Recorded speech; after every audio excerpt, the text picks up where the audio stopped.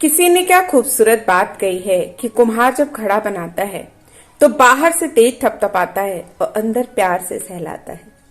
एक सुंदर मजबूत इंसान बनने के लिए अपने कुम्हार अर्थात अपने ईश्वर पे भरोसा रखिए, वो आपको कभी टूटने नहीं देता। नमस्कार दोस्तों, ईश्वर सदैव आपका भला करे और आपकी झोलियां ईश्वर के आशीर्वाद से हमेशा भरी रहे। तो दोस्तों, आज बात करेंगे एक कहानी की जो बताती है कि इस दुनिया में सबसे बड़ा संबंध, सबसे बड़ा रिश्ता किससे होता है और उस संबंध से हमें क्या मिलता है।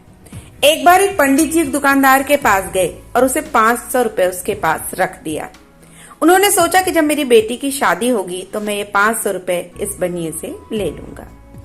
कुछ सालों के बाद जब पंडित जी की बेटी बड़ी हो गई तो पंडित जी उस दुकानदार के पास गए, लेकिन दुकानदार ने मना कर दिया और बोला, आपको मैंने कब कहा था कि मैं आपको पैसे लौटाऊंगा, या आपने मुझे कब पैसे दिए थे? बताइए, मैंने आपको कुछ लिख कर दिया है।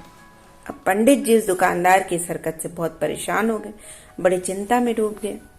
कुछ दिनों बाद पंडित जी को याद आया कि क्यों ना राजा से इस बारे में शिकायत कर दूं, ताकि वो कुछ फैसला कर दें और मेरा पैसा मेरी बेटी की शादी में काम आ जाए। फिर पंडित जी राजा के पास पहुंचे और उन्होंने अपनी फरियाद राजा को सुनाई। तो राजा ने कहा कि देखिए, चूंकि आपके पास लिखित रूप में कुछ भी नहीं है तो मैं सीधे सीधे उनको पकड़ नहीं सकता, लेकिन मैं आपके लिए एक काम जरूर कर सकता हूँ। कल मेरी सवारी निकलेगी और आप उस दुकानदार की दुकान के पास में ही खड़े रहना।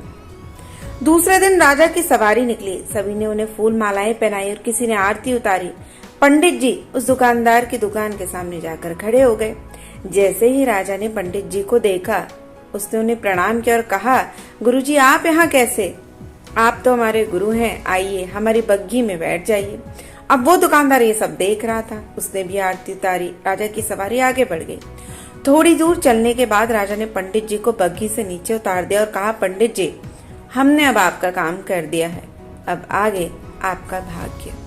अब उधर दुकानदार के मन में हलचल मच गई कि अरे, ये पंडित तो राजा को जानता है, ये तो राजा का गुरु है, कहीं ऐसा ना हो कि राजा से इसकी बड़ी अच्छी बनती हो और राजा मेरे साथ ही कुछ बुरा कर दे, मेरा कबाड़ा निकाल दे। अब उसने तुरंत अपने मुनीम से कहा कि जाओ पंडित जी को ढूंढ कर लाओ। पंडित जी उसे एक पेड़ के नीचे कुछ विचार विमर्श करते दिखे।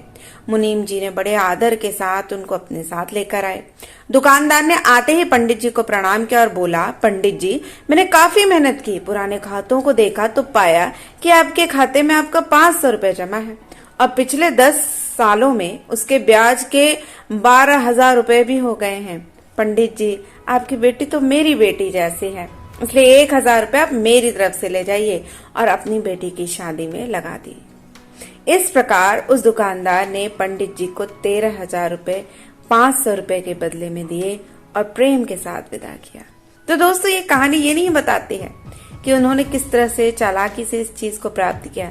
ये कहानी ये बताती है कि जब एक मात्र राजा के साथ संबंध होने भर से उसकी सारी विपत्ति दूर हो गई, तो यदि हम खुद अपने परमात्मा से, ईश्वर से, जो संपूर्ण संसार के राजा हैं, यदि हम उससे अपना संबंध जोड़ लें तो चाहे समस्या हमारे कर्मों की वजह से कितनी भी कठिन हो, लेकिन हमारे साथ अन्याय नहीं होगा, क्योंकि जब प्रभु हमारे साथ होते हैं तो हमारे साथ अन्याय नहीं होने देते। तो हमेशा उस परमात्मा का धन्यवाद करें और अपना सामीप्य, अपना संबंध यदि किसी से जोड़ना है तो ईश्वर के साथ जोड़ें, आपकी जिंदगी बदल जाएगी।